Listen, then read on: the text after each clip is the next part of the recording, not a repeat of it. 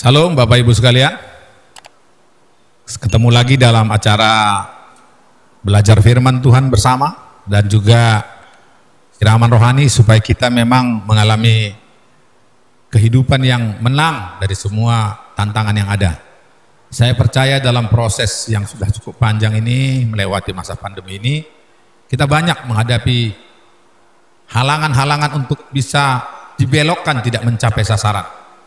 Oleh karena itu, hari ini kita akan belajar supaya kita tetap dalam destiny, dalam tujuan dan proses yang benar, sehingga kita, saudaraku, memahami di mana kita perlu punya kebijakan yang tepat. Kita akan belajar tentang tema kehilangan destiny dan menjadi malang. Belajar dari kehidupan Absalom. Ya. Oleh karena itu, mari kita berdoa lebih dulu. Bapa yang kami sembah dalam nama Tuhan Yesus Kristus, kami bersyukur buat hari ini. Penyertaan-Mu, kebaikan-Mu dan perlindungan-Mu yang luar biasa buat kami bisa melewatinya. Bahkan pemerintah kami semakin hari semakin bijak. Kami percaya Tuhan, anugerah-Mu sempurna. Biarlah kami semua mempunyai kebijakan untuk hidup berdampingan dengan masalah, tapi kami bukan bersama masalah, tapi kami di atas masalah dan mengalami kemenangan. Dalam nama Tuhan Yesus kami berdoa dan ucap syukur. Amin. Bapak Ibu sekalian, hari-hari ini saya banyak ketemu sama anak muda yang kami bina ya. Kami bertanya kepada mereka, kemana tujuan hidupmu? Mereka terutama yang sudah mulai kelas 2 SMK atau SLTA ya, SMA. Kita tanya, mereka semua kadang-kadang bingung kemana. Karena apa? Mereka semua bersandar kepada kompetensi dan kegagahan manusiawinya atau melihat-lihat sekitarnya ya. Jadi saudaraku, jika kita hanya bersandar pada kompetensi atau kemampuan manusiawi, gantengan, tanpa didampingi dengan dilengkapi karakter yang benar dan baik, akan berakhir dengan kemalangan dan kehancuran, saudara. Sebab sudah kita tahu firman Tuhan berkata Yeremia 7:5, terkutuklah orang yang mengandalkan manusia dan kekuatannya. Kita perlu mengandalkan Tuhan, itu tujuan, saudaraku. Belajar dari kehidupan Absalom. Saudara tahu Absalom adalah anak kesayangan Daud, yang paling ganteng, manis, parasnya, dilatih dengan baik, ahli komunikasi, strategis dalam hospitality atau pelayanan, sangat menawan.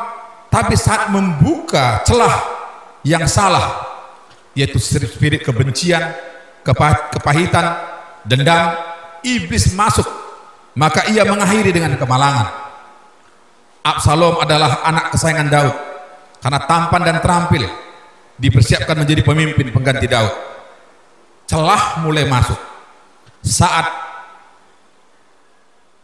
di bawah sadarnya diam-diam menyimpan sakit hati kepada adiknya Amnon dan kebijakan bapaknya Daud, serta masalah ini yang dirasa tidak adil, saudaraku, dalam menyelesaikan masalah ini. Belum lagi dia lihat bagaimana mungkin proses Daud sendiri.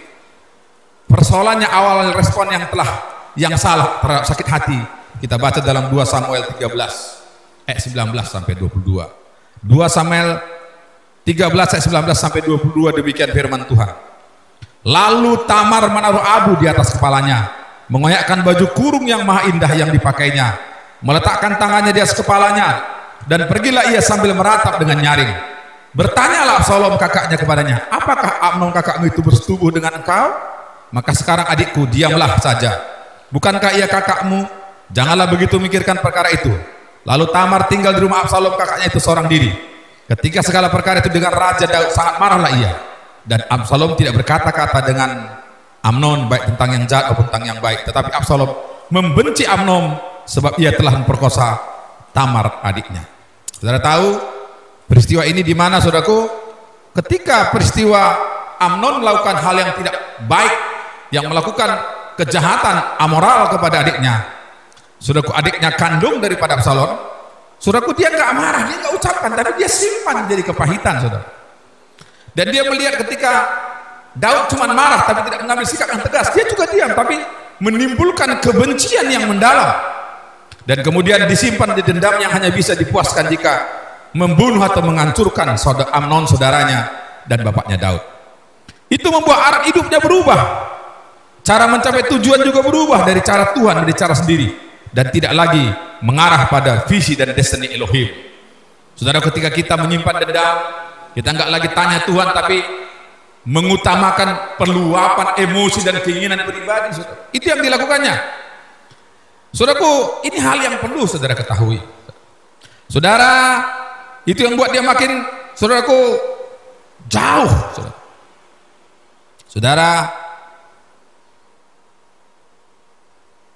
juga saudaraku, karena dia tidak ada anaknya laki-laki, membuat dia semakin pahit dan punya gambar diri semakin buruk dan hidup dalam kepahitan mendalam, saudaraku.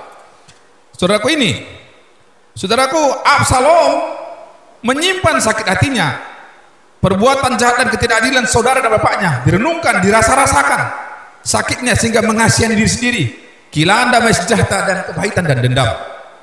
Ibrani 12 ayat 15 berkata, jagalah supaya jangan ada seorang pun menjauhkan diri dari kasih karunia Elohim, agar jangan tumbuh akar pahit yang menimbulkan kerusuhan dan mencemarkan banyak orang.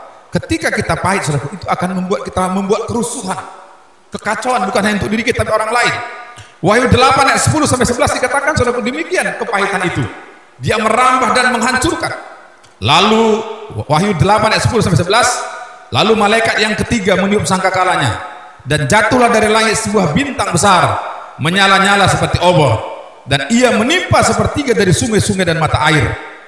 Nama binatang itu ialah Aspintus, dan sepertiga dari semua air menjadi Aspintus, dan banyak orang mati karena air itu, sebab sudah menjadi pahit. Saudara, itu yang terjadi bagi Absalom. Absalom adalah anak yang dimanjakan dan sangat dihususkan Daud, tetapi karena gambar dirinya yang buruk, justru kebaikan itu menjadi racun baginya, yaitu dia merasa dia baikan, dia merasa haknya itu tidak diperjuangkan dengan ketat dan tetap merasa tidak diperlakukan adil, sehingga menjadi racun dari sudut pandang kacamata baru tentang bapaknya Daud, sehingga tetap berencana membunuh Daud dan saudara-saudaranya. Saudara, itu yang terjadi. Saudaraku, dalam 2 Samuel 14 ayat 25 sampai 26 kita melihat bagaimana, saudaraku, kecantikan Daud dan kehebatannya. 2 Samuel 14 ayat 25 dan 26 mengatakan, di seluruh Israel tidak ada yang begitu banyak dipuji kecantikannya seperti Absalom. Dari telapak kakinya sampai ujung kepalanya tidak ada cacat padanya. Apabila ia mencukur rambutnya, pada akhir tiap-tiap tahun ia mencukurnya karena menjadi terlalu berat baginya, maka ditimbangnya rambutnya itu 200 sikal beratnya menurut batu timbangan saja. Saudara, ini hal yang penting. Dia lupa kompetensinya, dia lupa kegagahannya, dia lupa kecantikannya. Akibat kepahitan mau membunuh bapak serta saudaranya, muncul ambisius yang lebih. Hal-hal yang, apalagi kemudian dia bergabung dengan orang-orang yang sakit hati, orang-orang yang mungkin bisa memancing emosinya. 2 Samuel 13 ayat 23 sampai 29 berkata, firman Tuhan demikian. Sesudah lewat 2 tahun, Absalom mengadakan pengguntingan bulu domba di Baal Hazor yang dekat kota Efraim. Lalu Absalom mengundang semua anak raja. Kemudian Absalom menghadap raja lalu berkata, hambamu ini mengadakan pengguntingan bulu domba. Kiranya raja dan pegawai-pegawainya ikut bersama-sama dengan hambamu ini. Tapi raja berkata kepada Absalom, maaf anakku, jangan kami semua pergi supaya kami jangan menyusahkan engkau. Lalu Absalom mendesak, tapi raja tidak mau pergi, ia hanya memberi restu kepadanya. Kemudian berkatalah Absalom, kalau tidak, izinkanlah kakakku Amnon pergi beserta kami. Tapi raja menjawabnya, apa gunanya ia pergi sama dengan engkau? Tapi ketika Absalom mendesak, izinkanlah Amnon dan semua anak raja pergi beserta dia. Lalu Absalom memerintahkan orang-orang demikian, perhatikan ya, apabila hati Amnon menjadi gembira karena anggur, dan aku berkata kepadamu, paranglah Amnon, maka haruslah kamu membunuh dia. Jangan takut, bukankah aku yang memerintahkannya kepadamu? Kuatkanlah hatimu dan tunjukkanlah dirimu sebagai orang gagah perkasa. Orang Absalom memperlakukan Amnon seperti yang diperintahkan Absalom. Lalu bangunlah semua anak raja itu, mereka memperlakukan Amnon seperti yang dikatakan Absalom. Lalu bangunlah semua anak raja, mereka menaiki bagalnya masing-masing dan melarikan diri. Dia akhirnya membunuh Amnon, saudaraku, dan kemudian saudara yang lain lari. Itulah akibat daripada celah iblis masuk dalam hidup kita. Yohanes 10 ayat 10 katakan, 10a katakan, pencuri datang, iblis datang untuk mencuri, bunuh dan binasakan. Tidak kepuasan bagi dia. Saudaraku, terjadi apa? Kepahitan ini membuat sikap hati dan perencanaannya seperti iblis. Yohanes 10a. Ini yang buat berubah, saudaraku. Ketika kita buat celah, kita akan berubah. Yang dulunya ingin membangun kerajaan Tuhan menjadi kerajaan iblis, saudaraku. Kemudian tidak menangkap karakter dan cara Tuhan lagi. Dia hanya melakukan apa yang penting dan dia mencari teman-teman yang bisa, saudaraku, diprovokasinya untuk melakukan ambisinya yang berlebihan. Kemudian saudaraku, tidak menjadikan semua proses kehidupan menjadi pembelajaran yang baik, tetapi semua menjadi salah respon sehingga leadershipnya, kepemimpinannya minus, sehingga menjadi tipe bos dan diktator. Dia kehilangan leadershipnya, kemampuan memimpin, mencari masukan orang-orang tim yang baik, tapi dia mencari orang-orang yang provokator, saudaraku. Ya, tidak menjadikan pembelajaran yang baik bagaimana pemimpin-pemimpin yang ada. Dia tidak belajar bagaimana Tuhan memimpin, saudaraku, bangsa itu. Saudaraku, bagaimana Tuhan menolong mereka, bagaimana saudaraku Tuhan menolong bangsa Israel keluar dari Mesir, bagaimana Daud mengalami Goliat karena Tuhan memberikan kekuatan. Dia lupa semua. Kenapa? Kepahitan, dendam itu membuat ambisinya berubah. Dia memberontak dan bersifat agitator, provokator, dan mencoba dapat kekuasaan dengan cara licik, dengan gaya cium dan pelukan Yudas. Saudaraku, dia memulai ketika saudaraku dia membunuh Absalom, dia lari, kemudian dia diberi kesempatan kembali balik, dia mulai lagi karena dia tidak puas, karena dia tetap ada dendam dan keinginan untuk menguasai dengan cara iblis. Dalam 2 Samuel 15 ayat 1 sampai 12 demikian firman Tuhan. 2 Samuel 15 ayat 1 sampai 12 demikian firman Tuhan. Sudah itu Absalom menyediakan baginya sebuah kereta serta kuda dan 50 orang yang berlari depannya. Maka setiap pagi berdirilah Absalom di tepi jalan yang menuju pintu gerbang. Setiap orang mempunyai perkara dan yang mau masuk menghadap raja untuk diadili perkaranya. Orang itu dipanggil Absalom, ditanyai, dari kota manakah engkau?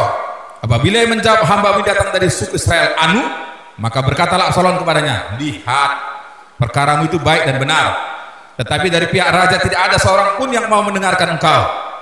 Dia mulai memprovokasi, saudaraku. Lain kata Absalom, sekiranya aku diangkat menjadi hakim di negeri ini, maka setiap orang mempunyai perkara atau perketikan hukum boleh datang kepadaku, dan aku akan menyelesaikan perkara dengan adil. Apabila seorang datang mendekat untuk sujud menyembah kepadaku, maka diulurkannya tangannya, dipegangnya orang itu, diciumnya. Cara yang demikian diperbuat Absalom kepada semua orang Israel yang mau masuk menghadap untuk diadili perkaranya oleh raja. Demikianlah Absalom mencuri hati orang Israel. Sesudah lewat 4 tahun, bertanyalah Absalom kepada raja, izinkanlah aku pergi supaya di Hebron aku bayar nazarku yang telah kuikrarkan kepada Tuhan. Seambamu ini ketika masih tinggal di Gesur di Aram telah bernazar demikian, jika Tuhan sungguh-sungguh memulangkan aku Yerusalem, maka aku akan beribadah kepada Yahweh. Lalu berkatalah raja kepada, pergilah dengan selamat. Maka berkemaslah Absalom dengan pergi ke Hebron.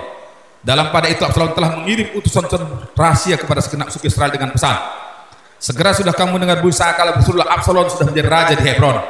Berserta Absalom turut pergi 200 orang dari Yerusalem. Orang-orang undangan yang turut pergi tanpa curiga dan tanpa mengetahui apa yang pun tentang perkara itu. Ketika Absalom hendak mempersembahkan korban, disuruhnya datang dari Ahitofel, orang Gilo itu penasihat Daud, dan Gilo katanya, demikianlah persepakatan gelap itu menjadi kuat dan makin banyak rakyat memihak Absalom. Saudaraku, ini yang terjadi. Dia mulai buat persepakatan yang busuk, saudaraku. Dia pura-pura, saudaraku, membuat seolah-olah dia punya kerinduan untuk menyembah Tuhan, membangun mesbah di Hebron. Tapi dengan licik, saudaraku, dia sudah mempengaruhi orang. Ketika orang-orang yang diciumnya, dipeluknya, dipengaruhinya dengan kata-kata yang busuk, membusukkan raja, membusukkan pemimpin, maka saudaraku dia mulai buat sesuatu. Dia mau aklamasikan dialah raja. Cara yang salah dan tidak dalam penyertaan Tuhan membuat malapetaka menimpanya, mati secara mengerikan, saudara. Hati-hati kita, saudara. Karena saudara, ketika kita merindukan sesuatu dengan enggak cara Tuhan, maka Tuhan bisa membalikkan semua keadaan dengan cara yang luar biasa. Oleh karena itu, saya ingatkan kita, Absalom kehilangan destiny. Cara-caranya berubah, kemampuan dan kompetensinya berubah menjadi kehancuran. Dalam 2 Samuel 18 ayat 9 dan 10 dikatakan, kesebetulan Absalom bertemu dengan orang-orang Daud. Adapun Absalom menunggal Bagal. Ketika Bagal itu lihat di bawah jalinan dahan-dahan pohon terbantin yang besar, tersangkutlah kepalanya pada pohon terbantin, sehingga tergantung antara langit dan bumi. Sedang Bagal yang dikendalinya berlari terus. Seorang melihatnya lalu memberitahu Yoab, katanya, aku melihat Absalom tergantung pada pohon terbantin. Tapi Yoab berkata, aku tidak mau buang-buang waktu dengan kau seperti itu. Lalu diambilnya 3 tahun lebih dalam tangannya, ditikamkannya ke dada Absalom, sedang ia masih hidup tengah-tengah dahan pohon terbantin itu. Kemudian 10 bujang membawa senjata Yoab mengelilingi Absalom, lalu memukul dan bunuh dia. Lalu mereka mengambil mayat Absalom dan melemparkannya ke dalam lubang yang besar di hutan itu. Kemudian mereka mendirikan dia setimbunan batu yang sangat besar, dan seluruh orang Israel melarikan diri masing-masing ke kemahnya. Saudara, itu yang terjadi.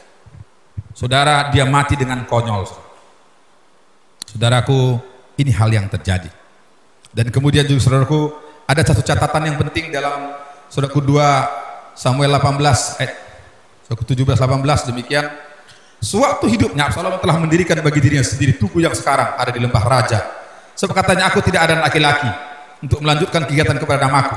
Dan ia telah menamai tugu itu menurut namanya sendiri. Sebab itu sampai hari tugu itu namanya orang tugu peringatan Absalom. Jika seorang melakukan cara yang menentang firman Tuhan menjadi kenangan, adalah membangun tugu atau monumen yang buruk, bukan momentum atau pergerakan atau legasi warisan footprint yang positif sebagai pahlawan dan history maker. Hati-hati saudaraku, kita jangan menginginkan sesuatu dengan cara yang salah, dengan cara saudaraku yang keliru, membangun tugu, membangun peringatan, mencari pencitraan semata-mata. Itu yang buat kita akan hancur saudaraku. Itu yang terjadi bagi Absalom. Dia kehilangan destiny, dia kehilangan tujuan, dan akhirnya saudaraku dia mengalami kematian. Tapi berbeda saudaraku dengan saudaraku cerita tentang Yusuf. Saudaraku, ini yang paling penting ya. Saudaraku, jika membandingkan dengan sikap seperti Yusuf atas tindakan saudaranya yang menyakitkan bahkan mencoba bunuh Yusuf, justru dia berubah. Karena apa? Sikap hatinya yang meresponi dengan benar.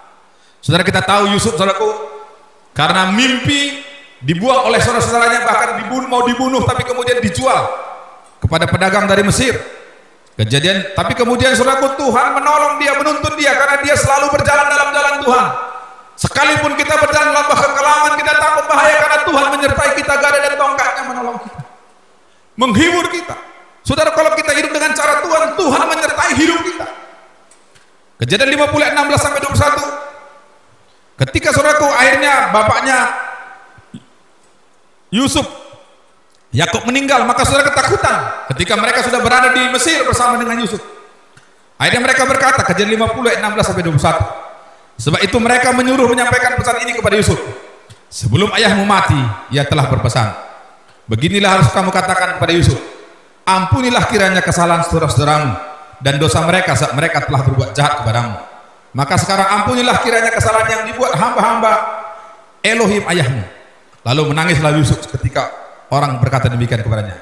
Juga saudaranya datang sendiri dan sujud di depannya serta berkata, kami datang untuk menjadi budakmu. Tapi Yusuf berkata kepada mereka, janganlah takut, sebab aku inikah pengganti Elohim? Memang kamu telah mereka-rekakan yang jahat terhadap aku, tetapi Elohim telah menerka-rekanya untuk kebaikan, dengan maksud melakukan seperti yang terjadi sekarang ini, yaitu memelihara hidup suatu bangsa yang besar. Dan janganlah takut, aku akan menanggung makanmu dan makan anakmu juga. Demikianlah menghiburkan mereka dan menenangkan hati mereka dengan perkataannya. Saudara, ketika orang tidak pahit tapi mengampuni, mengasihi Tuhan, itu akan terpancar dalam kasih kepada siapapun, termasuk kepada orang yang membuat jahat kepada dia. Asumsi saudaranya yang negatif, justru Yusuf menyampaikan yang positif, bahkan memberkati saudaranya. Saudara tahu, jika ada persoalan, saudaraku, persoalan yang berat, kalau bertemu dengan kebencian akan menimbulkan suatu kepahitan. Tapi ketika ada persoalan berat, ada masalah, bertemu dengan kasih, pengampunan, maka akan terjadi solusi yang luar biasa. Sehingga Yusuf terus disertai Tuhan sampai dia mencapai destininya. Dia influence city, impact the nation. Saudaraku, sehingga terjadi apa yang terjadi, saudaraku. Roma 8 ayat 28 katakan, Tuhan bekerja dalam segala sesuatu datang kebaikan. Bahkan Yusuf diangkat menjadi orang yang luar biasa, bahkan memberkati keluarganya, dan menjadi cerita yang menarik. Saudaraku, hari ini kita dihadapkan pada persoalan ini. Di mana kita berada, melihat kondisi saat ini, melihat kondisi hidupmu, perlakuan orang kepadamu, apakah kau bersikap seperti Yusuf yang mengampuni dan berjalan dengan cara Tuhan, atau bersikap seperti Absalom? Saudaraku, yang merenung-renungkan keburukan, kesalahan orang lain, dan ingin memenangkan dengan cara iblis. Tapi hari ini saudaraku, pelajaran ini penting bagi kita. Walaupun pandemi ini, mari kita gunakan waktu dengan baik. Kita berkata terima kasih Tuhan. Saya melihat justru sekarang inilah percepatan teknologi dan hal-hal yang positif. Kesempatan kita untuk melayani orang sekitar kita. Kesempatan untuk memberkati setiap orang, saudaraku. Dan Tuhan mulai bekerja. Seperti Yusuf lakukan. Dia selalu memandang kepada Kristus. Dia memandang kepada Yahweh Elohim dan bekerja dengan Roh Kudus. Maka apa yang terjadi, saudaraku? Tuhan mengangkat dia. Tuhan mempertemukan dia dengan orang-orang yang punya masalah. Tapi karena kasih dan panggilan Tuhan, karakter Kristus, dia justru masuk makin dekat ke istana. Dan kemudian dia menjadi pemimpin. Karena apa? Karena Tuhan yang mengangkat, tidak ada yang bisa menurunkan. Demikian juga hari ini saya hadapkan pada saudara, tinggalkan kemalangan, karena kita berjalan dalam kasih dan pengampunan yang ada dalam hidup Kristus yang sudah berkata kepada kita, ampunilah mereka karena mereka tidak tahu apa yang mereka perbuat. Sudah selesai, sebab dia datang untuk mencari yang terhilang dan menyembuhkan yang sakit, memulihkan yang menderita, memberikan kemenangan bagi orang yang berharap kepadanya. Sebab salib adalah menggantikan yang miskin jadi kaya, yang lemah jadi kuat, saudaraku. Dan Tuhan memberkati saudara. Haleluya. Mari kita tunduk kepala, kita berdoa. Bapakku, berdoa untuk semua kami hari ini. Kalau ada Tuhan selama ini kami terbawa kepada situasi yang buruk ini, menjadi negatif, bahkan benci, bahkan merasakan bagaimana kesakitan, dan kemudian mau dibawa kepada cara iblis seperti Absalom. Hari ini kami mau berkata, kami mau meninggalkannya. Kami mau berkata, Tuhan menjadikan segala sesuatu baik. Tuhan menjadikan semua ini menjadi rancangan Tuhan terjadi bagi hidupku. Saudara, hari ini kalau kau mengalami hal yang berat dan kau berkata hampir saja engkau menganggap Tuhan tidak baik, bahkan menyalahkan situasi, hari ini buka hatimu, terima Yesus dalam hidupmu, undang Yesus, undang kasihnya, dan katakan dalam hatimu, aku mau hidup dalam kasih-Mu Tuhan, aku mau ingat kebaikan-Mu, aku mau Tuhan bersama denganmu Tuhan. Sebab hari ini ketika kau buka hatimu, kasih-Nya masuk dalam hidupmu, kau akan berubah, dan Tuhan akan membukakan jalan yang sempit menjadi jalan yang baik. Tuhan akan siapkan yang terbaik bagi hidupmu. Oleh karena itu, katakan aku mau jalan bersama Tuhan. Oleh karena itu kita nyanyikan satu lagu ini pada akhirnya saja katakan begini. Bersamamu Bapa, ku lewati semua perkenananmu yang teguhkan hatiku. Engkau yang bertindak, memberi pertolongan, anugerah-Mu besar melimpah bagiku. Anugerah-Mu besar melimpah bagiku. Terimalah anugerahnya, terimalah anugerahnya yang melimpah. Kau akan mengalami kemenangan, kau akan mengalami kesembuhan, kau akan mengalami jalan keluar. Percayalah, tinggalkan kepahitan, ampuni mereka, sebab kasih menutupi banyak dosa, menutupi banyak pelanggaran. Di dalam nama Bapa, Anak, dan Roh Kudus, dalam nama Tuhan Yesus, jadilah bagi kami, jadilah bagi kami. Yang percaya sama-sama berkata, amin.